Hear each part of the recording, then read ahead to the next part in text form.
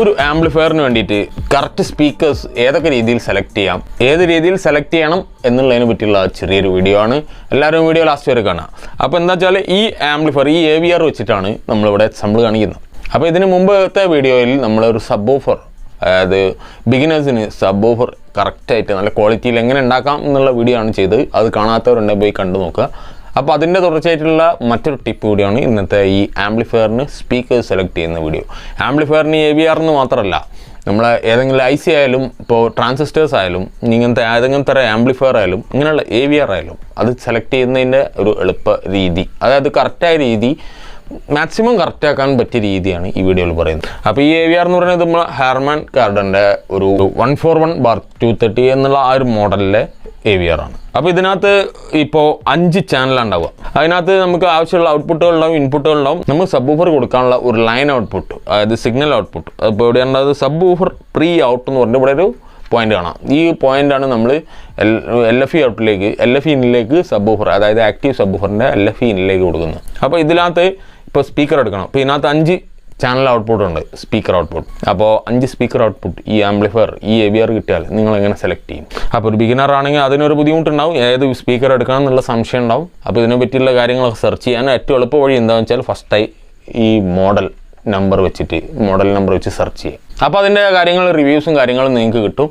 അത് കിട്ടുമ്പോൾ കൂടുതൽ പെട്ടെന്ന് തന്നെ നിങ്ങൾക്ക് കണ്ടെത്താം. പക്ഷേ എന്നാലും അവിടെ സംശയം ഉണ്ടാവും, നമുക്കിപ്പോൾ സെൻസിറ്റീവ്, അതായത് എത്ര സെൻസിറ്റീവ്, എത്ര dB സ്പീക്കേഴ്സ് കൊടുക്കും, അപ്പോൾ അങ്ങനെയുള്ള സംശയങ്ങൾ വരില്ലേ? അപ്പോൾ ആ സംശയങ്ങൾക്കൊക്കെ ഏറ്റവും ബെസ്റ്റ് നമ്മൾ ഇതിൻ്റെ ഈ മോഡൽ വെച്ച് സെർച്ച് ചെയ്തിട്ട് അതിൻ്റെ ബ്രാൻഡ് റിവ്യൂ, ഡയറക്റ്റ് റിവ്യൂ, അതിനെ പറ്റിയുള്ള ഫുൾ കറക്റ്റായിട്ടുള്ള റിവ്യൂ ഏതാണെന്ന് നോക്കിയിട്ട് അതിനനുസരിച്ചിട്ടുള്ള സ്പീക്കേഴ്സ് എടുക്കുക. വിചാരിച്ച പോലെ കിട്ടുന്ന സ്പീക്കേഴ്സ് അല്ല നമുക്ക് റിവ്യൂവിൽ കാണാൻ കിട്ടുക. കാരണം 92 dB 88 dB എന്നൊക്കെ പറയുന്ന സ്പീക്കേഴ്സൊന്നും അത്ര എളുപ്പത്തിൽ നമുക്ക് നാട്ടിൽ കിട്ടില്ല. അതുപോലെ ഇപ്പോൾ അധിക AVRഉം 6 ohms ആയിരിക്കും. അപ്പോൾ ആ ടൈപ്പ് 6 ohms കിട്ടാനും വളരെ പ്രയാസമുണ്ട്. അപ്പോൾ നമ്മൾ പരമാവധി നമ്മുടെ നാട്ടിൽ കിട്ടുന്ന 8 ohms വെച്ച് സെലക്ട് ചെയ്യും. 8 ohms സ്പീക്കേഴ്സ്, 8 ohms സ്പീക്കേഴ്സ് ആണ് സെലക്ട് ചെയ്യുന്നതെങ്കിലും 6 ohms സ്പീക്കേഴ്സ് ആണ് കിട്ടാനുള്ളതെങ്കിലും നമുക്ക് ഇവിടെ വാട്ട്സ് മാച്ച് ആവണം. 6 ohms ഔട്ട് വേണ്ടവർക്ക് നമുക്ക് 8 ohms കൊടുക്കാം. നമുക്ക് ആംപ്ലിഫയറിന് കംപ്ലൈൻ്റ് ഇല്ല. നമുക്ക് ഒരല്പം വാട്ട്സ് ഔട്ട്പുട്ട്, അതായത് എക്സ്പീരിയൻസ് കുറയും. 50 watts ആണ് വരുന്നതെങ്കിൽ അതിന് നമുക്ക് 50 wattsൻ്റെ ഒരു എക്സ്പീരിയൻസ് അല്ല കിട്ടുക, കുറച്ച് കുറഞ്ഞിട്ടാണ് കിട്ടുക എന്നുള്ളതാണ്. ആ ഓംസ് കൂടുമ്പോൾ വരാനുള്ള ഒരു സാധ്യത. നമുക്ക് ഏറ്റവും സേഫായിട്ട് ഓപ്പറേറ്റ് ചെയ്യണമെങ്കിൽ നമുക്ക് ഏറ്റവും ബെസ്റ്റ് അതിൻ്റെ ഓംസിൻ്റെ താഴെ കൊടുക്കുക, അത് മേലെ കൊടുക്കുക എന്ന് ഞാൻ പറഞ്ഞല്ലോ. അത് നമുക്ക് എന്തായാലും ഇപ്പോൾ 6 ohms ആണ് ഇനി വേണ്ടതെങ്കിൽ നമുക്ക് 6 കിട്ടാനില്ലെങ്കിൽ നമ്മൾ 8 ohms ഉപയോഗിക്കാം. നമ്മളിപ്പോൾ നേരത്തെ പറഞ്ഞ പോലെ 30 wattsൽ 8 ohms speaker correct RMS type കിട്ടുകയാണെങ്കിൽ അത് ഉപയോഗിക്കാം. അപ്പോൾ അടുത്ത പ്രശ്നം അവിടെ വരുന്നത് ഇതിൻ്റെ സെൻസിറ്റിവിറ്റി, ഇതിൻ്റെ ഈ വാങ്ങുന്ന സ്പീക്കറിൻ്റെ എഫിഷ്യൻസി. ഈ സാധനം കൊടുക്കുന്നത് ഔട്ട്പുട്ട് കറക്റ്റായിട്ട് വരണമെങ്കിൽ അത് എഫിഷ്യൻ്റ് ആയിരിക്കണം. 45 watts RMSൽ 8 ohms ലോഡിൽ 8 ohmsൽ അതിന് ആ ഒരു 45 watts പവർ തരാനുള്ള എഫിഷ്യൻസി ഉണ്ടാവണ്ടേ. അപ്പോൾ ആ എഫിഷ്യൻ്റ് ആയ സ്പീക്കർ ആണോ എന്ന് സെർച്ച് ചെയ്യാൻ എന്താ വഴിച്ചാൽ ആ സ്പീക്കറിനെ പറ്റി സെർച്ച് ചെയ്യാം. അപ്പോൾ നമ്മൾ നല്ലൊരു ബ്രാൻഡ് സ്പീക്കർ കണ്ടെത്തി നമുക്ക് 8 ohms അല്ലെങ്കിൽ 6 ohms ടൈപ്പ് തന്നെ കിട്ടിയെന്ന് വിചാരിക്കുക. അപ്പോൾ അതിൻ്റെ സെൻസിറ്റിവിറ്റി അറിയുകയാണെങ്കിൽ അതിൻ്റെ സെൻസിറ്റിവിറ്റി അത് ബ്രാൻഡഡ് ആണെങ്കിൽ നല്ല ക്വാളിറ്റി ബ്രാൻഡ്, അതായത് കമ്പനി സ്പീക്കർ ആണെങ്കിൽ ഒരു ലോക്കൽ ടൈപ്പ് അല്ലെങ്കിൽ അതിൻ്റെ ഡീറ്റെയിൽസോ അതിൻ്റെ പാരാമീറ്റേഴ്സോ എന്തായാലും ആ സ്പീക്കറിൻ്റെ കൂടെ കിട്ടും, അല്ലെങ്കിൽ ഗൂഗിൾ സെർച്ച് കിട്ടും. അതിൻ്റെ റേറ്റിംഗ് എത്ര ഉണ്ടാവുക വെച്ചാൽ ഏറ്റവും ബെസ്റ്റ് എന്ന് പറയുന്നത് 88ൻ്റെയും 92ൻ്റെയും ഇടയിലുള്ള ഒരു സെൻസിറ്റിവിറ്റി ആയിരിക്കണം ആ സ്പീക്കർ. എന്നാലേ നമുക്ക് ബെസ്റ്റ് എഫിഷ്യൻ്റ് ആയിട്ട് ആ ആംപ്ലിഫയറിന് എഫിഷ്യൻ്റ് ആയിട്ട്, അതായത് ആംപ്ലിഫയറിന് കൂടുതൽ മെനക്കെടുത്താതെ വളരെ സിമ്പിളായിട്ട് ആ ഔട്ട്പുട്ട് ഡെലിവർ ചെയ്യുള്ളൂ ആ സ്പീക്കർ. അപ്പോൾ അതിന് വേണ്ടിയിട്ട് നമുക്ക് ഏറ്റവും ബെസ്റ്റ് 88 to 92 dB, അതായത് ഏറ്റവും ബെസ്റ്റ് 90 റേറ്റിങ്ങിൽ തന്നെ കിട്ടാൻ നോക്കുക എന്നുള്ളതാണ് എൻ്റെ അഭിപ്രായം. ഞാൻ മാക്സിമം ആ ടൈപ്പ് തന്നെ ശ്രമിക്കാറ്. ഞാൻ ഇതുവരെ എന്നോട് ആവശ്യപ്പെട്ടുള്ള എല്ലാവരോടും ഏറ്റവും കൂടുതൽ സെൻസിറ്റീവ് ആയിട്ടുള്ള സ്പീക്കർ എടുക്കുക എന്നുള്ളതാണ് റെക്കമെൻഡ് ചെയ്തിട്ടുള്ളത്. അത് നമുക്ക് ബ്രാൻഡുകളൊക്കെ എങ്ങനെയാണോ പ്ലേ ആവുന്നത് ആ ഒരു സെയിം എക്സ്പീരിയൻസ് നമ്മൾ ഉണ്ടാക്കുന്നതെന്നോ നമ്മൾ സെലക്ട് ചെയ്യുന്ന സ്പീക്കേഴ്സിനോ കിട്ടും.